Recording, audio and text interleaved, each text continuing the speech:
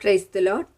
సహోదరులు భక్సింగ్ గారి అనుభవంలో దేవుడు తనకు బయలుపరిచిన దైవ మర్మములు.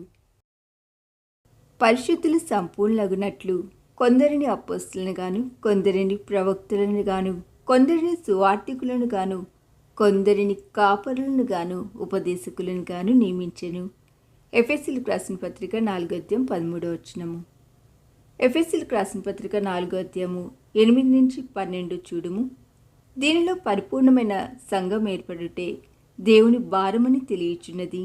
5 విధములైన వరములను సంఘమునకే మన ప్రభు అనుగ్రహించున్నాడు, కానీ ఒక గుంపుకు కాదు.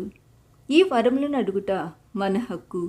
ఒక ఉజ్జీవ కూటంలో సంచరించుమని ప్రభువు మనల్ని కోరినట్లే అపోస్తలులు, ప్రవక్తలు, సువార్తికులు, కాపరులు, ఉపదేశకులను అనుగ్రహించి మనల్ని ఆశీర్వదించుమని ప్రభువును అడగవలెను.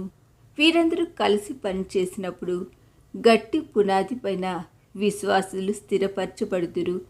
తిరిగి జన్మించిన వారి మధ్య వరములు కనబడకుండుట చూచి ఇది మా తప్పే అని నేను గ్రహించగలిగి తిని, సంఘములను స్థాపించు అధికారము అపోస్తలులకు ఇవ్వబడినది.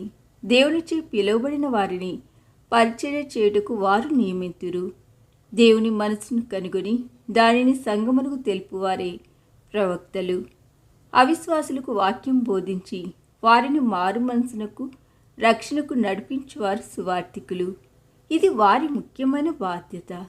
ఉపదేశకులు అన్ని తరగతుల ప్రజలను సమీపించి ఓర్పు, ఆదరణ, దయలతో వాక్యమును ఉపదేశించెదరు. కాపరులు తల్లిదండ్రులు గొర్రెల కాపరులు వంటివారు. దేవుని మందును పై విచారణ చేయుచు దాని కాయు బాధ్యత వీరిది.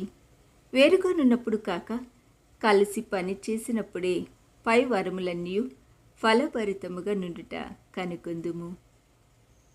ఈ దిన ధ్యానము మనందరి ఆత్మీయ జీవితమునకు ఆశీర్వాదకరముగా ఉండునుగాక. ఆమేన్.